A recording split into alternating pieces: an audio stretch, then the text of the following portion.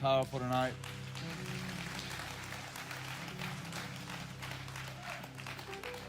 It's good to see Danielle in the house tonight, celebrating 5 years. GLR Warrior. I mean, you wouldn't even believe all the stories.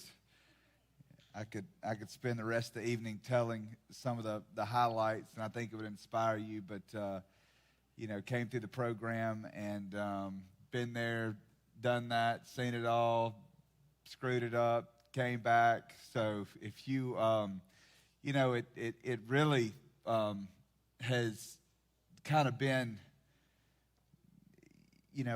a philosophy and context that we always want to err on the side of mercy. And I've got respect for, there's many different approaches to drug recovery, and I've got tons of respect for all of them. I mean, the heavy-handed, I've been in treatment centers where they put me out on the highway in the middle of nowhere in Mississippi on Highway 49 in the middle of the night, and I mean, it's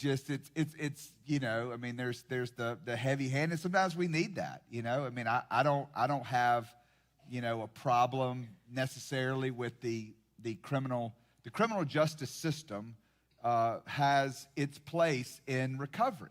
I think that real healing is typically going to take place here, but it's a great deterrent.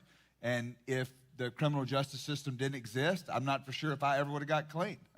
And so there's just different components and parts and different philosophies on how people see it. But, what I have noticed is that sometimes people come through here and that have made mistakes or didn't follow this linear process. I mean, what I want to do is the ideal client that makes my life easier and makes our staff's lives easier is that you would show up broken with 100% willingness. You step through the doors of Good Landing and you become the model client. You don't have a bad day. You don't cuss anybody out. And you just go all the way through to graduation. And then you go to leadership and you come on staff and, you work here for the rest of your life and don't give us any problems. I mean, that is how we just wish that but the reality is that's not what we are doing. That was not my story. That was not Danielle's story, but what you oftentimes find is on the other side of some of the most difficult, stories, and I'm certainly not saying that you were one of the most difficult, so don't read between the lines right here, but I just will say that, if you're somebody tonight that is on day 50 and you have been a Good Landing nightmare the whole time that you have been here, like literally staff is like, oh dear God, I will do anything other than have to interact with you. And you've been that guy or you have been that girl, you've been him, as my kids would say, or her, then we want to let you know that at any point in this process that you don't have to be like that anymore. And that really is what is just the power and the realization that you have been given back the power of choice. And the goal is that we would make the right choice before we make the wrong choice. What we're trying to teach you is that temptation is going to come. You are going to get hammered with temptation at some point. And the point is that I want you to make the right decision and lean on the Lord before you hit up the dope boy. But I will also tell you that even if you have texted the plug, that you at any point have the ability to turn around before you get there, or to stop it before it happens, or whatever it might be. And so the sooner that we can make the choice and then not have to clean up the mess on the other side, the better that you are going to be. But what I will tell you is that if you have not made good choices at any point in your journey that you were able to stop doing what you're doing that is inviting all of this chaos into your life. No matter who you've been up to this point, this can be your night. And I believe for a lot of you tonight, this will be your night. You hadn't been bought in. You've been on the sideline. You know, you just kind of, just sort of, come what may. I'm here, but I'm not really here. I'm just existing. That this can be your night where everything changes, where you finally decide, man, I'm done with the lies. I am done with playing these games, and I am getting ready to become a different person. I am getting ready to turn over a new leaf. I am getting ready to commit, maybe for the very first time. But, I went out to Detox this morning. We had a staff appreciation day. We just went through the Joint Commission process, which is a national accreditation. We've got CARF, and we just received that for Detox, and we also went ahead and got Joint Commission, which is really a more difficult. So we went out there to celebrate staff and all the work that they put in this morning. But while I was there, I went ahead and I did the morning devotion out of Detox, and they should be watching tonight. So really a lot of what I want to talk about, and I believe that it's extremely important, is from our conversation this morning. And it is ultimately getting educated on what you're going through, okay? And what I mean by that is that normally in the beginning of my talks each week, I will acknowledge the new people. I'll talk to you about addiction. I'll talk to you about what you're facing. I'll tell you about what your brain is doing and how whenever the mind gets addicted to a substance, at that point, that your brain processes your drug of choice as a primitive need. And so you need food, air, and water. The normal person needs that. The addict brain needs food, air, water, and whatever your drug of choice is. And so it is, we talked today about, how many times that we've been so serious about stopping. To the point where you've thrown out dope, you've poured out alcohol, you've promised those that you loved, and you've been serious in that moment, only to find yourselves usually a few hours later, typically less than 24 hours back doing the same thing that you just promised with all your might that you would never do again. That is a weird phenomenon. That is a bizarre thing that we can be that serious and realize what's on the line and then go back and put it on the line again. So it becomes, of great interest to you to get educated. Amen. And so it becomes also of great interest for your family members to get educated on this. Some of them will.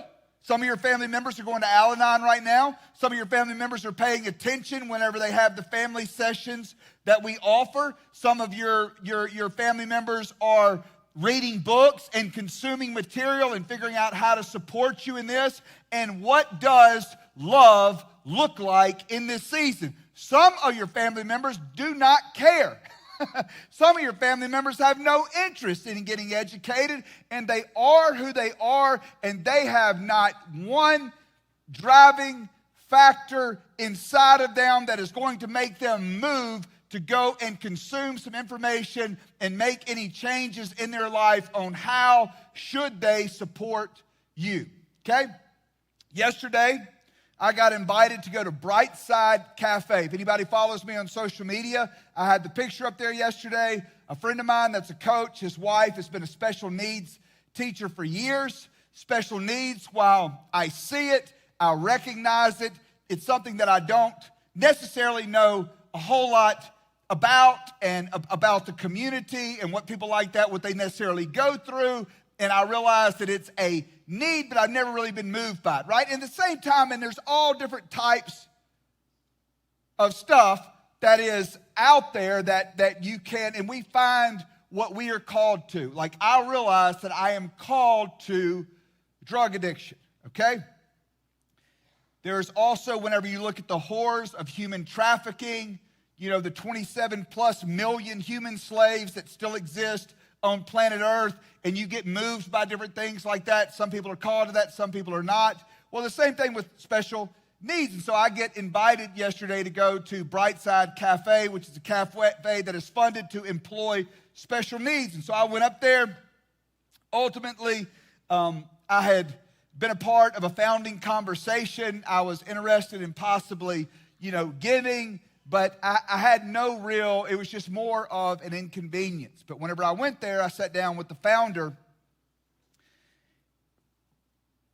and as she shared with me her heart for special needs, and these kids that go to school and they have transportation, but at 22 years old, the bus stops, and in their words, they become basement dwellers. And for those that have families, they stay there, they play video games all day long. Nobody cares about them. Nobody wants to employ them. People look on them, and they see no value in their lives. I watched a clip where one of them shared at a platform at a church, and what I did not expect when I went there yesterday was to find myself sitting down with my buddy's wife, who was the founder, and to find myself in tears at a special needs coffee shop. And that I got moved to take some type of action. But what it did, it took a conversation with me to sit down with somebody else and to understand something that I did not previously understand. And then it moved me to action. I understood a disease, if you will. I understood a condition that I formerly did not understand. So I will tell you that it behooves you, and it should be of great interest for you to learn about your addiction, what is driving this chaos in your life. To understand what is it, to realize that just because that dope, because you can pass a drug test right now, and just because you've crossed the threshold and walked into good landing does not mean that you are cured.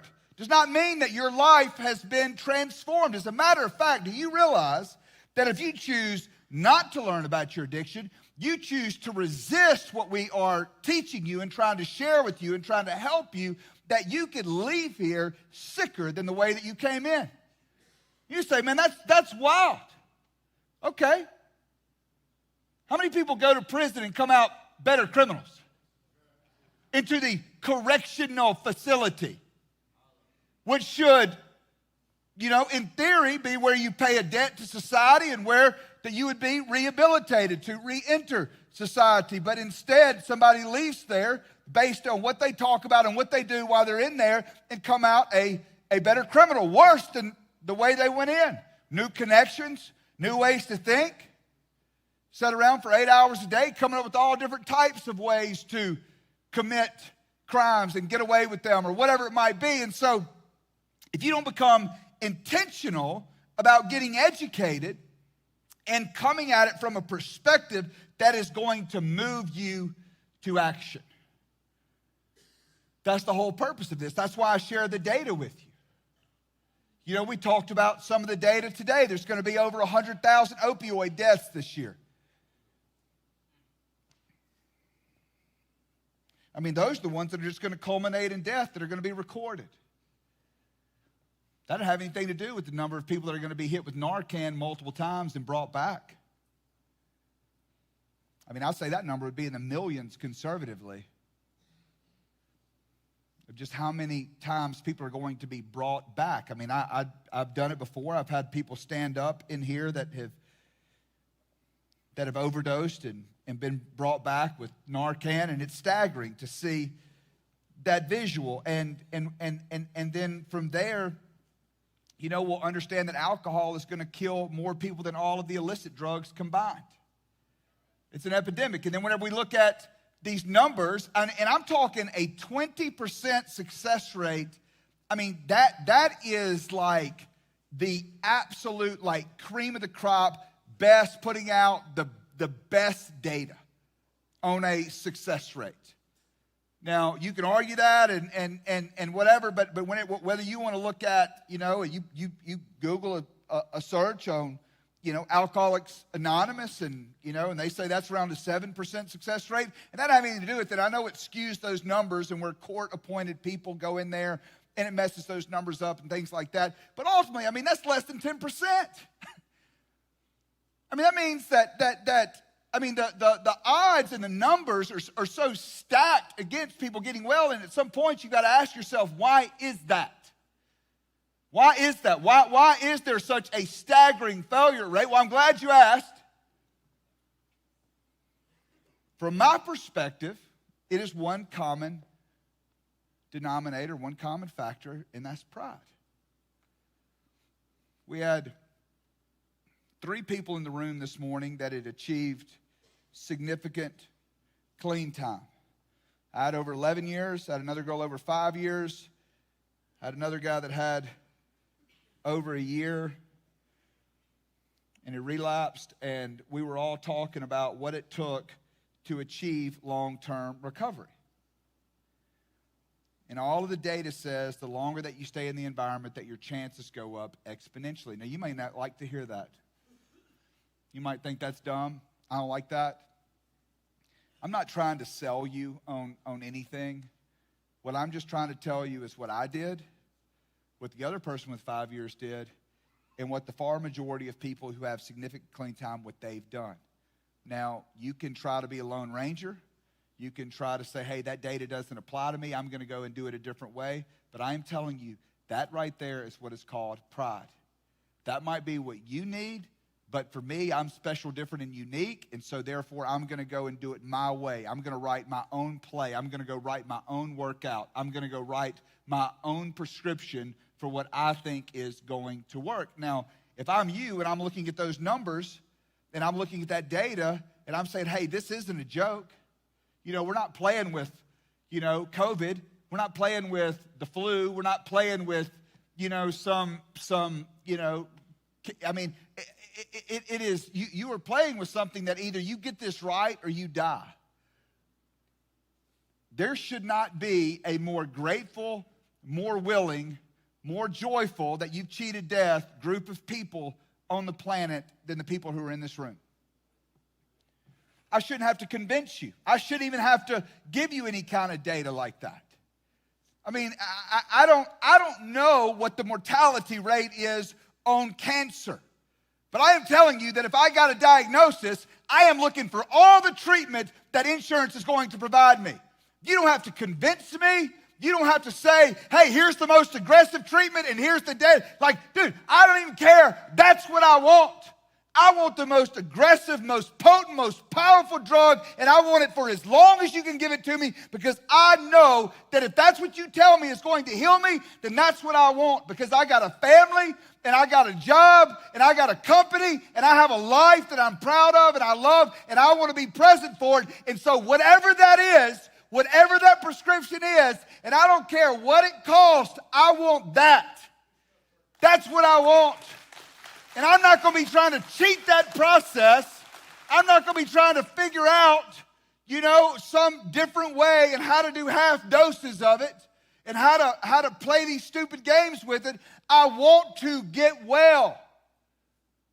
I don't want to be destroyed by some foreign agent in my body that is trying to kill me. I like to operate at a high level. I did find out yesterday from the ortho that I've got to go get surgery on a core muscle tear. And there's 2 physicians that are any good at it in America, he told me. One in Birmingham and one in Philadelphia.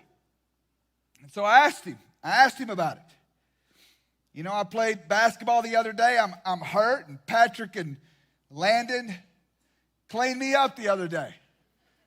I couldn't move, and I remember I was so frustrated out there, and I'm like, man, we're gonna run this back as soon as I get well. And I'm not ready in my life to turn into just a golf player.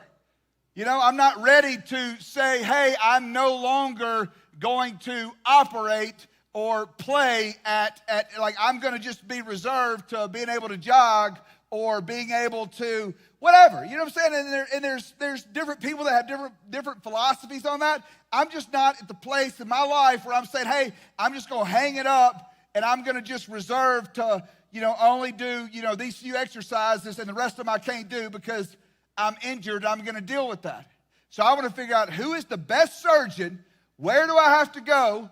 There might be 50 in Atlanta, but the guy at Emory said there's 2 in the nation that can fix you, that know what they're doing. And that's the one that I want. Those are the ones that I want working on me to make sure that I get better, so I can continue to do what it is that I want to do. And that's why I pointed out last week of all these people in this room right here that have been clean. That's why we celebrate Danielle. That's why we celebrate Stacy. That's why we have Lee and Angie and all these other people in here. And I know that I forget to name so many. And I've got all of this staff over here, so that if you ever wonder if it works, if you ever wonder if you're at the right place in the nation, if you ever wonder if you're at the right program, you just look around the room. There's a bunch of walking, living, breathing testimonies right there in your face that are always screaming that it works, that you are at the best place to get well if you want to get well. Because guess what? At some point, I'm going to go over there, and that guy's going to cut on me, and he's going to tell me that it's going to be probably 8 to 12 weeks before I recover, and he's going to give me a recovery protocol to follow. If I try to go do something too soon, what do you think is going to happen? I'm going to re-injure myself. I let ego get in 3 weeks in, and I'm feeling just a little bit better, and I let my ego get involved, and I want to go out there prematurely and try to show Landon and Patrick that I still got it. You know what I'm saying? I'm probably going to be going back to Birmingham to get cut on again. I don't want to go back again. I want to go through this thing one time. I want to go through one time. I want to follow the recovery process, and I don't want to get cut on again. That's how I'm going to look at it. I'm going to follow the protocol. I'm going to put ice. I'm going to take Tylenol or ibuprofen or whatever he tells me to stink and take until it is time to go back out there, and I feel in physical therapy and whatever I got to do to rearrange my life to make sure that I get well. Guess what? It is going to be an inconvenience. I mean, I don't have time right now to spend time with all my kids. I don't have time right now to do a lot of the things that I want to do. And what I certainly don't have time to do is to leave and go away for a day or two to go to surgery and then to come back and find my butt in physical therapy, 3, 4, 5 times a week for however many weeks that it takes. I don't have time for that. But if I'm going to do it, I'm going to do it right. I'm not going to try to cheat the exercises. So I'm sure that right now maybe you don't have time to be in rehab. But you're here, so you better make the best of it. And why are you going to try to cheat the exercises? Touch the stinking line. A lot of y'all played sports in high school. My coaches used to like to, in a kind of a mental health type environment, I probably shouldn't say what they called it, but we used to have to run something called suicides. I don't know if y'all know anything about running suicides, but those things were terrible. And you know what Coach didn't like? Is when you didn't touch that stinking line. You don't cheat Coach Williams and not touch the line. Triple long suicide. Those were terrible. Jacob's ladder on the football field, touch the line. Sprints, touch the line. Touch the line. Stop cutting corners. That's a big problem with addiction is we cheat, we manipulate, we learn how to cut corners. That's what drug addiction does, is that God forbid that if I should decide tonight that I wanted to throw away 11 years of recovery and I wanted to go out and get high again.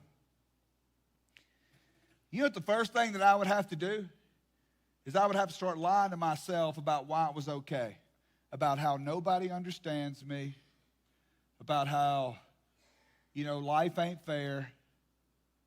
God, is hard. So-and-so betrayed me. This, that is terrible, all of this. I would have to come up with a narrative that would be a lie that I would have to tell myself, and I would have to believe that so I would be okay pumping my body full of my drug of choice. And guess what you've been doing for all these years until you got in here?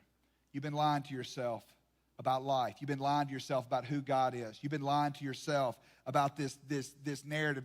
I'm not trying to take away any of your pain. I'm not trying to take away the trauma that you faced, But most of us have lied or manipulated or used that as a reason to make it okay to continue to stay in active addiction. And what that does, it changes your brain chemistry, and more importantly, it changes your thought process on the way that you deal and interact with life. The way that you interact with people, the way that you say that it's okay when coach is asking you to run and to do something with integrity, as long as he's not looking, I don't have to touch the line. As long as nobody's looking, I can round that corner and not do the work. That I don't have to operate with integrity. And what the invitation is that you've got to come back now and be intentional about saying, hey, I'm not going to lie. I'm not going to bend the truth. I'm not going to manipulate. I'm going to touch the line. That would be a good motto for a lot of you while you're here. Do the work, touch the line. Do the exercises so that you can heal. They're going to give me 10 to 12 weeks. We've given you 10 to 12 weeks. Touch the line. Do the exercise. Do the work. You got to be here anyway. You wouldn't cheat it on any other health condition. You wouldn't try to cheat the process on any other condition.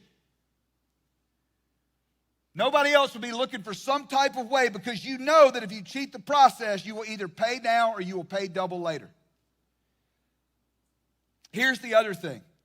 This whole support group that's out there, there's a phrase or saying in Alcoholics Anonymous, to thine own self be true. Some of you are going to have loved ones that are learning about addiction, and they're going to be there to support you. They're going to hold a good line with you. They're going to understand here's how to be a loving parent. Here's how to be a loving spouse. Here's what love looks like. And they're going to be able to walk that fine line of figuring how do I be a supportive parent without trying to be their clinical director. For the majority of you, your families aren't going to get it right. Okay, they're not going to get it right. And that's okay. People are going to do all kinds of weird stuff when you get out of here. All right, they don't understand. My family did all kinds of weird stuff. You know, you're going to have the family member that completely embarrasses you, you know, that brings up your worst mistakes. Some of y'all have a mom that loves you so much, but she is also so mad at you, and she's not going to know how to deal with that resentment, and every time she sees you, she's going to beat you over the head with the 500 things that you did before you got in here. You're going to have some, like my family, that loves to drink wine at Christmas time. And when Trey, the drug addict, comes home off break from rehab, they're going to start putting it in a styrofoam cup and make you feel like the big. Knowing you're sitting there like, you think I don't know what's in that cup? Like, well, that's worse than you just leaving it like it was. And you're going to feel some type of way about it. They're going to do all kinds of crazy things. And they're just doing the best that they can. And some of y'all are going to use that as some kind of excuse to feel sorry for yourself. Some of y'all are going to go home and they're going to ask you to take a drug test. Guess what? You're not some war hero returning from Afghanistan. You have destroyed trust in their lives. If they bring a drug test to you, yes, I would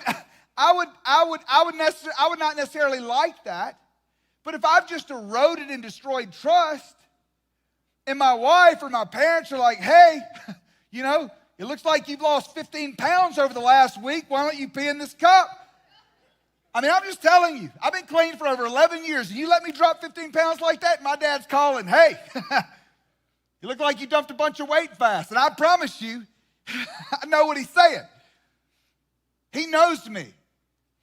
He knows what it looks like whenever I relapse. Some of y'all are going to have parents coming up behind you and they're going to be sniffing. You're like, God, that was going to give me the breathalyzer. There is no like book that you open up and are like, okay, Jenny, the alcoholic, is coming home and this is how mom is supposed to act.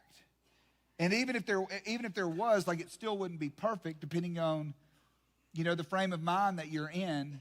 So what you have to do is be true to yourself and then realize, you know, some family, you're going to get out of rehab. They are never going to understand the disease concept. You got siblings that think that you are the scum of the earth. They just think you're weak. They think that you just don't want it bad enough. They're going to sit right there, drink a bottle of wine, drink a half a fifth right in front of you, and just be like, why can't you just take a sip and put it down and go to bed like me? They're never going to understand. You know what you got to do is not go over there. It is not their responsibility to change. You can get offended all you want. You can get mad that they're doing this and they're doing that. But the reality is that they are going to do what they are going to do, and you have to protect what's on the inside of you. Like I said, some of y'all are going to have those that have been trained, those that have read, those that have learned, and they're going to be a good support system. For some of y'all, you're not going to have that. Sorry. I really am. I'm sorry. But there's nothing that you can do about that. That's coming. And they're going to do all kinds of weird things. You're going to show up to a basketball game like I did, maybe at your old high school. You know, and somebody's going to say some of the most offensive stuff to you that you've ever heard. And they're not even going to mean to. They're just going to say something about, you know, rehab and drug addict, and they're going to make you feel like you're this tall. Stuff has happened to me. Sometimes you're going to walk up into, you know, a friend of yours, you know, family store or business, and they're going to run you out of there. You're going to go in there and just think like, hey, I'm so sorry for, you know, the way I acted. I'm sorry that I, you know, rutted up your yard. I'm sorry that, you know, I stole the painkillers, you know, and you think that they're going to be like, it's okay, I forgive you.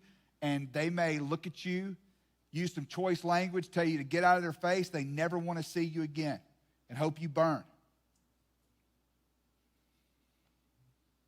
I mean, every bit of that in some type of version is probably, it's some version of that you will likely experience those types of things. And you cannot let it set you back. Is it going to hurt? Is it going to be painful? I'm not telling you don't feel the pain in that moment, but it's just the reality of the condition, because they don't understand what they are doing, but it becomes your responsibility to be prepared for that and to not let that push you off of the ground that you fought for. It doesn't mean that their opinion does not define you. What God says about you is what defines you. And what you've got to realize is that when those things typically happen to me, the way that it normally works in my life is that God is setting me up for blessing on the other side of that. When I get insulted, when there is a time of testing, when there is something like that, typically what I've found out is that on the other side of that God is getting ready to bless me immensely. So that has been my experience with those types of things. And so as you go through it, and what you have to realize is that the majority of violent crimes that are committed in the United States, I mean, I could be as bold as say that all of them, is that typically, here's what happens is that when somebody embarrasses you or makes you feel deep shame, when there is nothing worse, right? And I'm talking to men and women, but primarily at the core of men, we would rather be respected than we would be loved. That is more important to us, that we would show respect and be respected than we would to know that you love us or whatever, right? And so when we feel deep shame or embarrassment, it is our desire to move away from that position as fast as we can. There are certain words that you just do not call another man, okay? There are just certain things that you don't say unless you know it's going down. And so and what you have to realize is that what a lot of us were doing with addiction is that we felt deep shame, we felt worthless, and the drugs gave us this false sense of security and made us feel like somebody, liquid courage, whatever you want to call it, made us feel like we were no longer that person. But the reality was it was only reinforcing what we thought about ourselves to begin with and making those fears actually come true. Now we have the tools in a way to move off the position, get what God says about us, and walk that out so that that is no longer true. Does that make sense? And so now what you have to realize is that the enemy wants to attack you to make you feel some type of way, and they will oftentimes hunt you by way of your own family, by way of your friends, because people that say something that don't matter, somebody just rides by in a car and yells something, I don't necessarily like that, but that doesn't cut the way that it would cut if a family member said something to me crazy. Okay? So realize that is, if the enemy wants to take you out, they will oftentimes use those who are closest to you. And what you have to be aware of, especially in early recovery, is that whenever you feel that, the desire to kill that pain and move off of that shame, the one way that we know how to do that is with drugs and alcohol.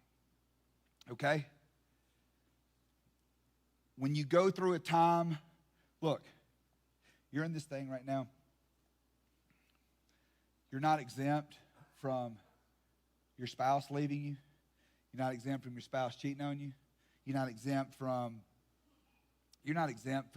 any of the pain that comes to anybody else. Every bit of it is still on the line. Obviously, we want to choose a little wiser. Maybe not invite some of those people that we used to invite into our lives, but like it's all, you're not exempt from any of it. But whenever you feel the pain, the temptation is going to come is saying, I know how to kill this pain right now.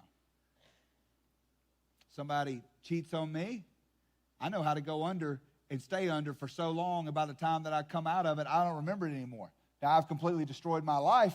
I've completely done everything else, but at least I know how to kind of disappear for long enough until I don't have to experience that pain, and by the time that I reemerge, you know what I'm saying, there's been, all other types of stuff that have allowed me to forget whatever I was going through. Now I got a whole list of other problems that I've accumulated. That's obviously not the way to go through it, but that's the temptation for somebody like us. And what you have to realize about yourself is, I don't mean any offense by this because I fall into the same category, and it doesn't mean that you're not tough, but that we, in general, as addicts and alcoholics, are pain adverse. We don't like pain. And so therefore we know how to kill the pain. But in killing the pain only intensifies the problem. So you got to understand this about yourself. You've got to get educated about what we do and about what our coping skills are, and that what typically triggers us to go ahead without thought to play those coping skills, and how disciplined, right? I mean, you got to think about people that say they know how to fight. All right? It's an interesting thing, like if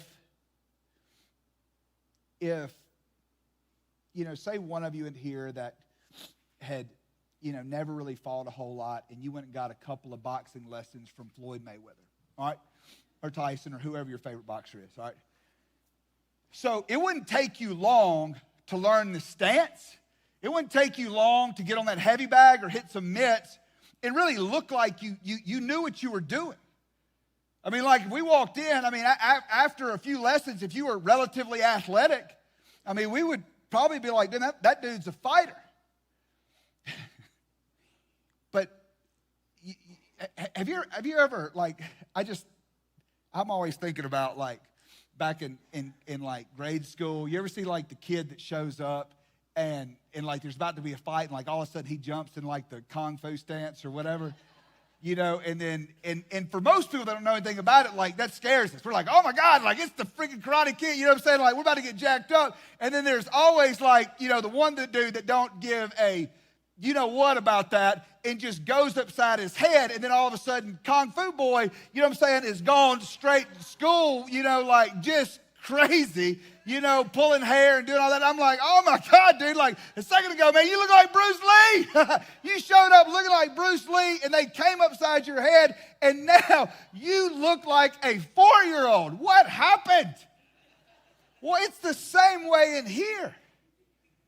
We are learning a new skill set, and I am talking to you about combat tactics that the enemy is going to use on you to take you out, and you can learn about them in theory, okay? And you can stop right here, or you can go back and you can relearn this and apply this and let this get deep down on the inside of you, so when the enemy does come up, side your head like he's going to, that you don't look like this on day 91 after you graduate. Because that is exactly what you will look like if you don't take this seriously. This is the laboratory. This is the laboratory for you to figure out a new way to live. And you have to practice this while you're in here. And if you don't think that you're going to get plenty of opportunities, you are going to get plenty of opportunities. Community is everything. How you choose to spend this time is everything.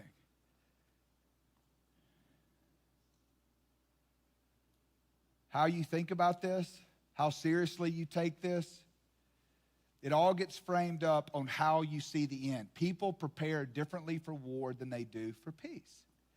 You know, while we stay on the topic, I was out at Detox today, and we had a polo player out there. I haven't talked to many polo players in my life, but, you know, if I decided that I was going to take up polo, I'm going to find him and all of his buddies, and that's who I'm going to hang out with until I learn how to play polo. I'm going to figure out what kind of horse I need and I don't even know what club they use or anything, but if I decide that I want to play polo, I am going to get around polo players, and I'm going to learn how to play polo. You know, if you want to beat drug addiction, then you're going to find the people in here that are serious about beating drug addiction. You are going to learn how to fight. You are going to learn the tactics. You are going to learn the maneuvers. You are going to learn what it's going to take. I am doing my best to teach you broad stroke in here on what it's going to take.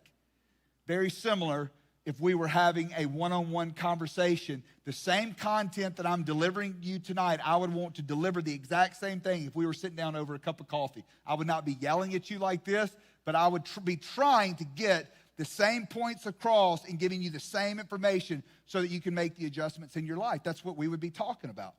That's what I would want to talk to you offline. After this presentation was over, if I'm out there and I'm serious about this, I'm going to want to talk and process the content that I learned tonight from somebody that's beaten this thing, somebody that's not going to be going back to rehab tomorrow, that has done the work, that has applied. I would be looking for, you know, other people to pull from so that I can hear their perspective. That's why I keep naming these staff that have been through this program, that have sat in these same seats, that have done the exact same thing that you've done.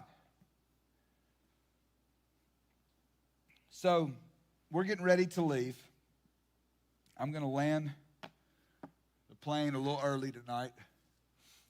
You're getting ready to go into the weekend. You made it through Easter. Good job. Did good.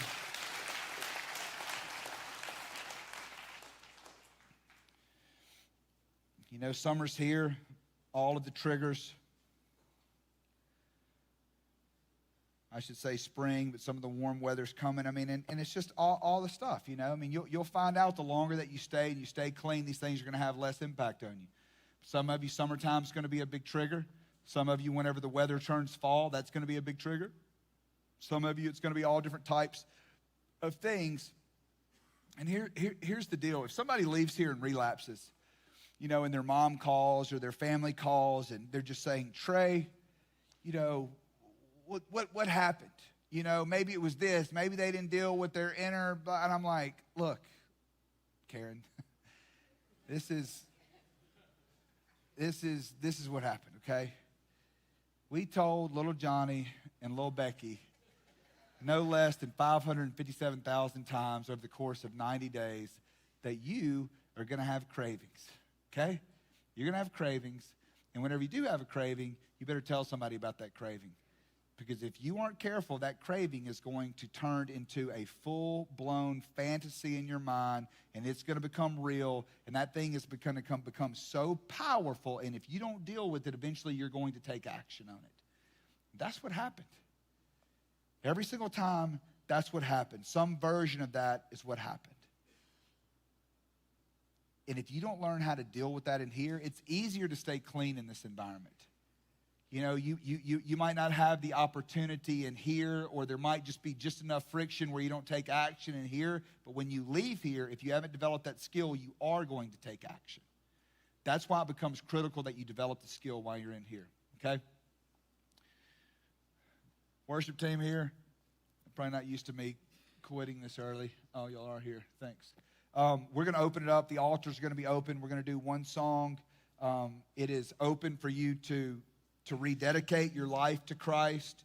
It is open that if you just need prayer, you just need more of God in your life, it is open. Okay? And then we'll move into graduations after that. Let's pray. Father, we love you. Holy Spirit, we welcome you. God, we thank you so much for tonight. We thank you for your love. We thank you for your power. We thank you for your goodness, Lord. God, I thank you for all the people in this room, for Good Landing, for the great privilege that it is to be able to serve you and to serve them. I pray, God, that you would bless them tonight. God, I pray, Lord, that the insight and the words, God, that I did my very best to be able to deliver them something that would save their lives. God, that you would use this message in a way to bring about real change, to set your children free, God, to show your children how much that you love them by showing them the way out. God, forgive us where we fail you, Lord. God, forgive us of our sins. God, forgive us, Lord, of our wicked ways. Forgive us, God, of our pride. God, forgive us, Lord, of our just all of the areas, God, just all of the different ways, God, that we have fallen short. We ask for mercy, God. We ask for grace. We trust, God, that through your Son, Jesus, God, that we are able to receive that and all the power that we need to recover and to live the life that you've called us to live. In Jesus' name, amen. All right, love y'all. Have a good weekend.